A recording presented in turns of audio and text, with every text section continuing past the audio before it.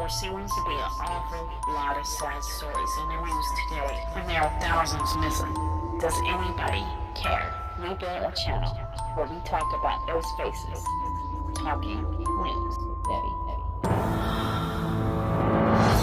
Cassie Barnes has still not been found, and it's been 2 years since her case first hit the spotlight. Breaking. Chad Daybell and Lori Valley both behind bars. Sarah Galloway was found. She wasn't found alive. What happened to Sarah Galloway? It's too heartbreaking to share. Children are still missing. Children like Dorsey. You're in shame. You just got away with it. Welcome to Talking News. Hello everyone. My name is Debbie. We use big stories to push little faces.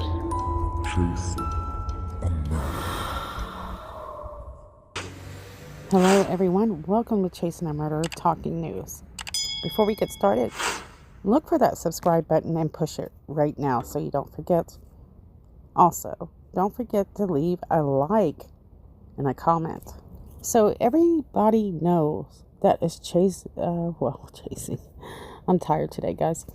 Following the Lori Daybell case and Chad Daybell and Tammy Daybell and Joe Ryan, Tylee Ryan, JJ Vallow, and Charles Vallow, we know that Justin Lum is the document man for this case. Just a few hours ago, he actually posted this. Justin found a probate filing by Tammy Daybell's daughter, Emma Murray. According to Justin, Emma has been appointed as the personal representative of Tammy's estate, and that was about last year this time. He writes, "You will see the death certificate for the initial, in parentheses, natural cause of death for Tammy. Fremont County Coroner Brenda Dye listed cardiac event and pulmonary edema October of 2019, meaning this is the death certificate right after she passes away and the reasoning for her death." He shared other documents. He said the rest of the documents are regarding Chad Daybell, Tammy's father and father-in-law, announcing their rights to be personal representatives and nominating Emma along with Tammy's will. And we might not go over those documents. We'll see, because this is just something quick I wanted to pop up here. So remember that this death certificate right here, this is something for the cause of death without the autopsy. But we learn through Emma and her siblings that now there's a possible chance that they know that she died of asphyxiation. Now let's talk about some of the rumors that went around and things that people say that they saw when after Tammy passed, which was they spoke about this foam with a pink color to it. For me, I mean, this is something that can happen for no reason at all, but for me, knowing the circumstances and the possibility that this was something more than natural, I started thinking chemical, that this could have been something more of a chemical thing. We know that they said that Tammy was coughing and that she had a pretty rough cough and that her health hadn't been that great for a period of time. But just before she became ill suddenly, she had actually been planning to run in a marathon. Her parents said that Tammy Daybell was actually just 2 weeks before this was dancing in their living room. They didn't see any signs of her having any kind of health issues whatsoever. We know now that Alex was parked at a church parking lot down the street from their house just before Tammy passed away.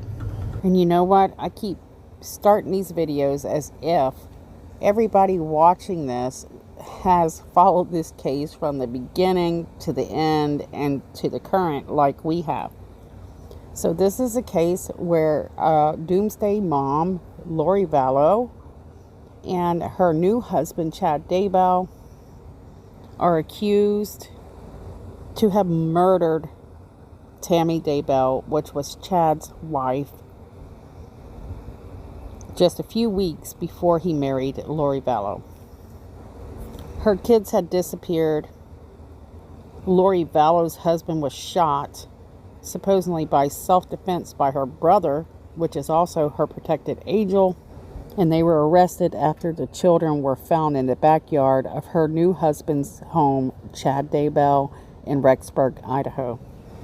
Tammy Daybell, October of 2019, had 2 incidents. The first one being she was unloading her groceries in the driveway of her home when a man comes up to her with what she thought at the time was a paintball gun and attempted to fire it several times, but she said it seemed to malfunction, nothing come out of it.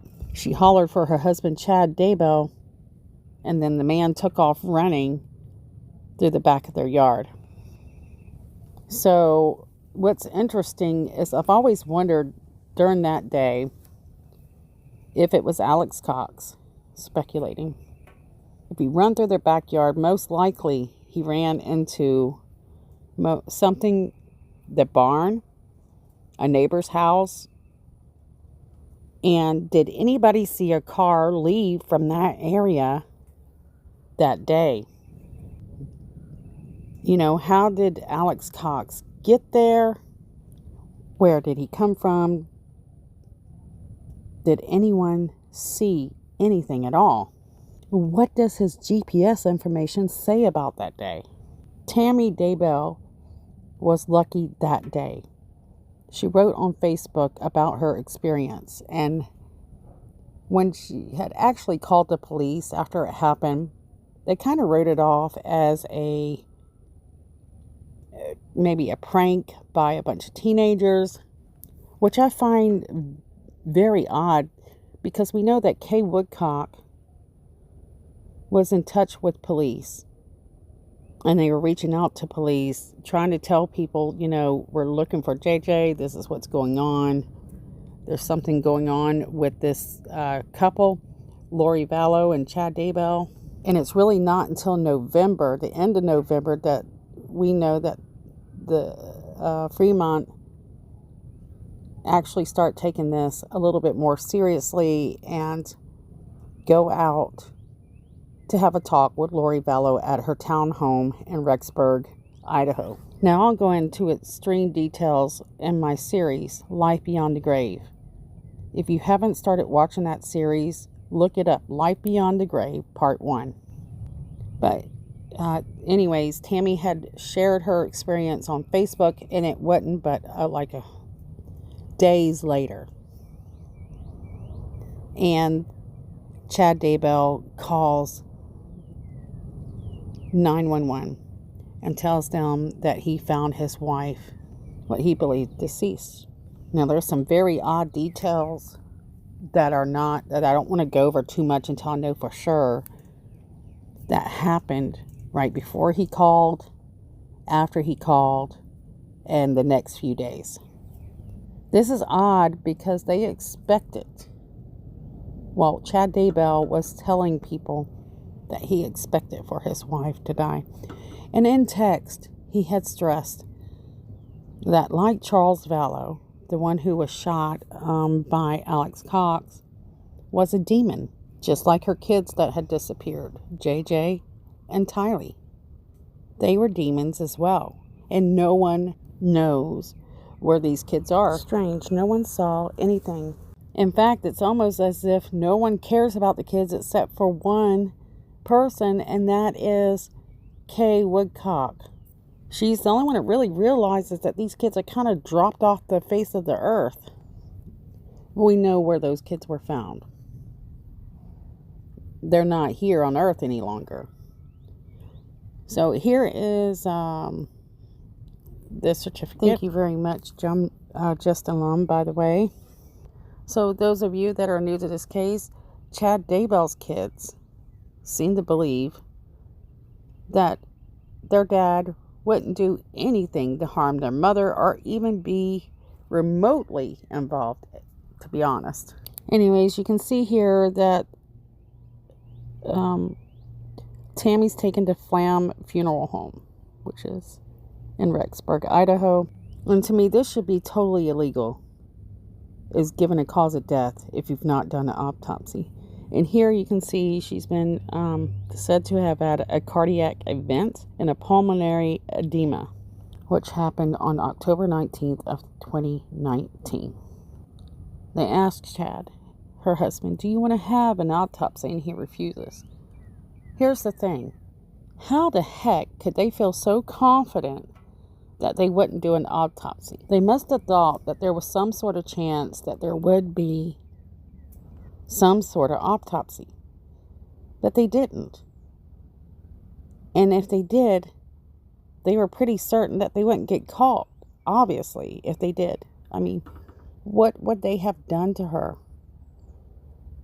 if they were to have been part of this? Speculating by guys that they knew that they could get away with it. Lori Vallow has said multiple times that to Charles before they took his life, no one would care if something happened to you. And that's always stuck in the back of my mind, even always when I think, if I had this case, that's something I always carry with me, because this means a lot as how Lori sees things and why she feels so open about what she does. The world doesn't seem to care about doing a good job, and they're willing to trust, something they see on the surface as being, the truth. As long as you smile, be normal, you won't be suspected. That's the way she thinks. Most of us would be a nervous wreck, because this isn't just one time. There's a possible 2 times by the time Charles's event. Then you had the 2 children, her own children, flesh and blood. She knew that she would have to face somebody at one time as to where those kids are, and that wasn't a concern. A lot of people say, why is that? Some people believe that it's because she believed the end days were coming and there was going to be these major earthquakes and no one would care anyways. Others believe that she just thought that she could beat the system if someone did become concerned. What about Chad Daybell? He's never had this kind of thing. Shouldn't he have been a nervous wreck? Well, he seems to be able to hold himself together maybe even better than Lori does. When Lori was first arrested, it was mentioned that she wanted to talk a little bit, and Chad talked her out of it. So that was interesting to me, that maybe Chad Daybell had a little bit less worry than she does. I mean, most of us would be a nervous wreck. I would probably be stuttering all over the place. I already stutter whenever I feel like I'm getting too excited. And to be able to keep the poker face that these two have, showing no type of sympathy, remorse, guilt, absolutely zero emotion. Chad Daybell's children, let's go back to them. They really seem to be in major denial, or maybe it's something else. They don't seem to be very concerned that their mother passed away suddenly and under very suspicious circumstances. As far as we know, they have been very, very supportive of their father and in denial. Like I said in the last video, where they even mentioned the fact that after the kids were found in his backyard, if he did something like this, why would he put the evidence in his own yard? That's a good question. And I give the answer in the last video, so make sure you check out that video. A lot of people are waiting for them to wake up. And, let's think about this. If this was our parents, we wouldn't suspect our father of being capable of doing this, most of us. And if he did, And he's telling us, look, this is not right. This is not something I would do. Why would I put them in my own yard, And that makes sense. And we would start to doubt, maybe. But after a while, once all that evidence comes out, well, you can't deny this any longer. So if you continue to deny it, then it must be something else. God definitely will not allow this to continue to be something that is unjust. And eventually, there's going to be enough evidence out there to persuade at least, hopefully, a few of them kids to the truth. Until then, you have to just hope that the kids can get through this, because they've lost so much, and get to see the chance or that time when they come to their senses. So many people feel like Tammy Daybell has been left alone to fight this alone, unjust, and they really want to see justice come for this innocent woman who did nothing but tried to be the backbone for her family. She was truly the one that brought all these children onto this earth, that nourished them and helped them grow into the adults they are today. So let's talk about some of the things we can with this case when it comes to Tammy Daybell's passing, because all of them are important. And each one of these guys that have been victims in this case, some I feel need more attention than the others because they just don't have the support. Well, for example, the children have loads of support, which they should. But sometimes, because those children went through something, it was so devastating that some of the adults are looked over a little bit. When Tammy Daybell passed away and people caught on to the story, a lot of people were going backtracking everything, trying to find answers as to what could have happened to her, because they felt like this was something very suspicious. And there were speculations everywhere. Everybody speculated. And trying to guess as to what could have happened to her. If there was really truly excess fluid in the lungs, pulmonary edema, it's usually caused by a heart condition. These causes include pneumonia, exposure to certain toxins and drugs, and being in high elevations. If this is something that they listed on her certificate, how did they come to that conclusion?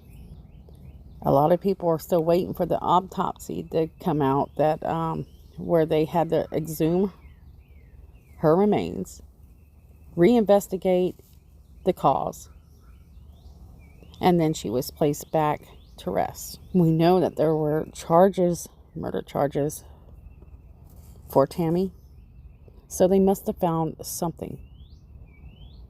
There must be more text. There must be more information on that autopsy. Asphyxiation, right. The Daybell kids said this could be the simplest thing, by something blocking the air in her throat. But you can't get murder charges for something like that. And if the kids do not know, no one knows what happened to Tammy except for a few. And they are not talking. And I believe once trial comes along, this is going to be the most shocking information that they share with the world. Now consider toxins that could cause this kind of fluid in the lungs, and what can be so toxic to cause this. So nitric oxide and nitrogen dioxide.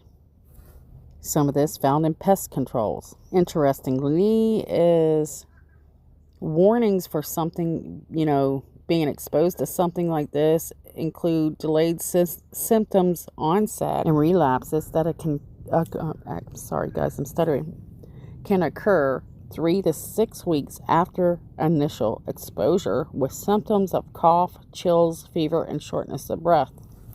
So that's interesting. And this is something that I have considered. I've even considered toxic plants.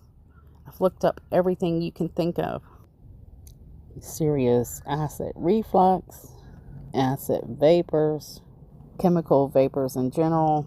Now, acute sudden pulmonary edema signs are difficulty breathing or extreme shortness of breath that worsens with activity or lying down. The feeling of suffocating or drowning that worsens when lying down. A cough that produces a frothy sputum that is tinged with red residue. Wheezing, gasping for breath, cold, clammy skin, anxiety, restlessness, or a sense of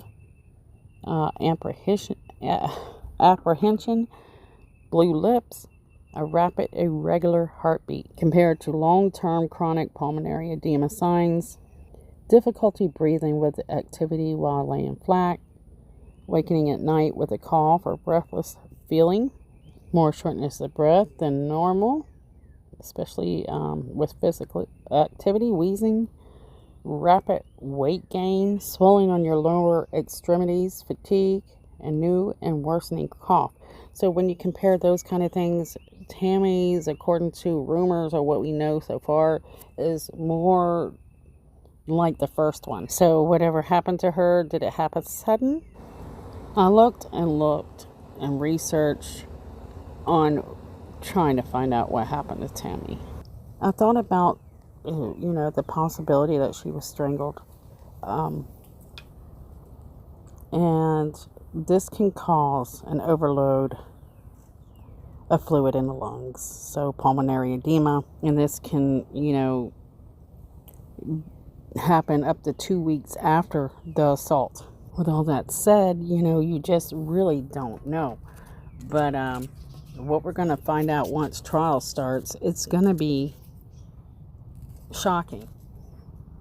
No matter how prepared you are, how much you've researched this, it's still going to be shocking. So,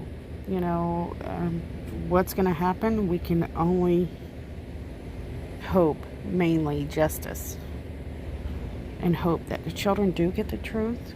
All these families, in fact, all sides around the board, they all deserve this and so much more. So many families are affected by this one case. It's insane.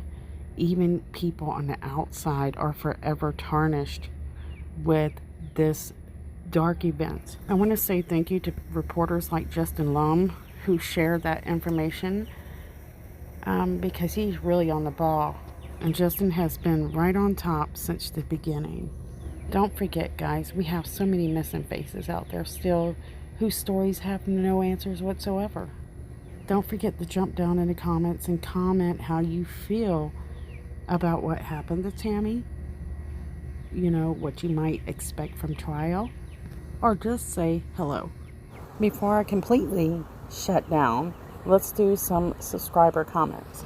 Okay, so this is from Jean. And this is having to do with Tammy Daybell. It says heart event. She's referring to the death certificate. Pulmonary edema. Natural causes. I bet Chad told the coroner false medical history information on Tammy. We know he told people her heart was failing. The only person with a bad heart was Chad. I think Chad knew her from her LDS church ward or somehow. I think he knew her and used their LDS religion as a way to sway her not to order an autopsy. Thank you, Jean, for sharing your thoughts. So yeah, she's trying to figure out and speculate, how in the world did we get to this moment that police were not suspicious at all about her passing in a home. First of all, he has no criminal background.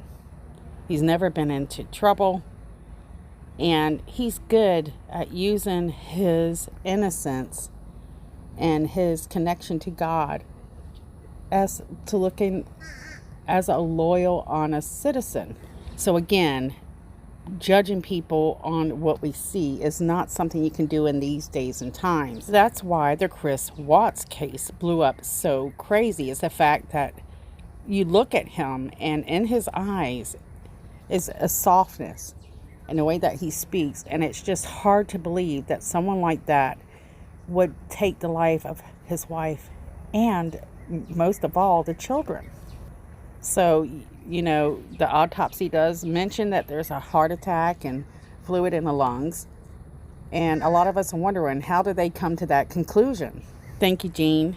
Appreciate it. Oh, wait a minute. You added to this one, didn't you? Sorry. So I also have to believe whatever Alex Cox used to poison himself with is what he used to poison Tammy Daybell. There is a theory that because of the body cam video in Gilbert, Arizona, of the paramedics tending to Alex, multiple endocrine pins were spotted on the ground at the scene. Alex was heard saying he felt like fainting every time he stood up. Chad also said Tammy had fainting spells. The interesting thing is the Daybell kids told 48 Hours Ellie told them their mom died of asphyxiation. They also said their dad, Chad, was framed, making me believe that Chad's attorney wants to blame Lori and Alex for the murders. Debbie, one more monkey wrench in this mix of Chad's neighbor, Mr. Clausen. He reported seeing huge bonfires for several days in Chad's backyard.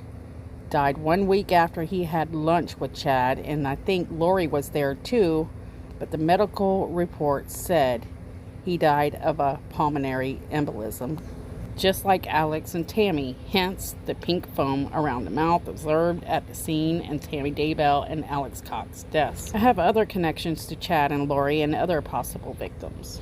This is something hard for me to touch on because, we really don't have any, facts surrounding all this, but it is an interesting point of view. It is questionable, especially since many other deaths have similarities and they all revolve around a certain group of people. If this was connected, and this is speculation, and it would be very interesting to know what it is they are using and what they learned in order to get away with something like this. Again, we won't know what they know about Tammy, which will pretty much answer a lot of questions when trial comes along. It is interesting how Alex Cox passes away, and the timing is just impeccable to how things went down, I guess is what I'm trying to say. Couldn't have been a worse time for things to happen like that. Many people believing that Alex Cox might have even taken his own life in some way. A lot of people are believing it's some kind of chemical that he uses, whether it be medication or toxin. This is because he was making some trips to Mexico to pick up what they say is medications. So we've not really gotten a list on that. At least I haven't. Thank you, Jean, very much for sharing your thoughts, and it's very interesting. Angel Bogart says, all I want to say is I hope those ladies on the inside with her get a little street justice. So a lot of people are hoping, I guess, that Lori is tripped walking down the hallway, to put it nicely. No doubt that many people are very angry to see that a mother is capable of the acts that she's accused of and is about to take and face trial for. But no need to worry about that, because I feel like justice is going to take care of it. So thank you for sharing, Angel. Now, something else I think a lot of people are interested in is Julie Rowe, which I don't know what to think about Julie Rowe right now. I'm sharing what I learned through the research I am doing as we go through this timeline. And she's doing a Zoom on zombies. I think Reporting from My Sofa, if I said that right, he has a full video on something to cover that. I just want to do an honorable mention, and I wonder, what is she going to have to say about zombies? Because when this case first started, she didn't say anything about zombies, so it's going to be interesting to see, what she has to say now about zombies. Now, something she has said is she's talked to FBI and detectives, and she's cooperated fully. She's done several interviews, including with Nate Eaton, and many of them haven't even been run on TV. Why do you suppose that is? I mean, as far as we knew, she didn't understand what these zombies were. Is this something that she has always known about? Or is this something that she's wanting to just talk about and get off her chest? Something she's been researching since this has all come down. I haven't ever reached out to Julie, I think but once.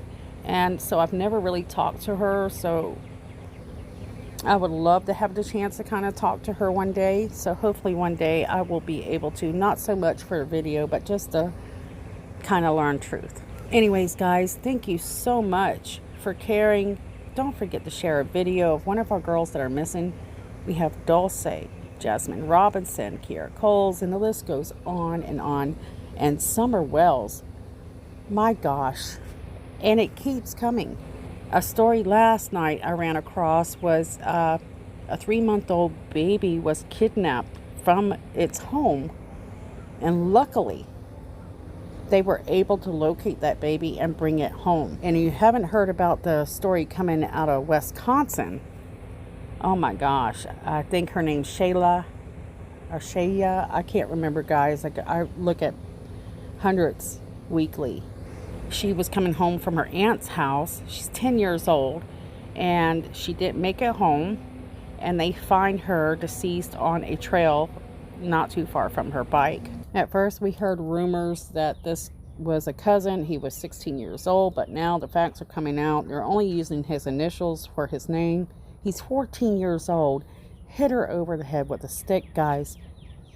Which I kind of suspected this is what happened, because I'm worried about porn, guys. Elementary kids, middle school kids, high school kids are getting a hold of this vicious porn, and they're watching it, and this is something they're getting into, and this is becoming a huge concern, and people are not talking about it. In fact, I've been hearing some things that are happening in elementary schools, what teachers are hearing from kids. It's crazy. I might do a story on it, and I kind of suspected this would be what this story was about, and I already emailed my senator in Florida and told her that we need to start doing something.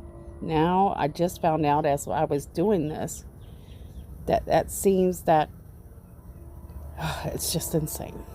Strangled and then assaulted. 14 and 10.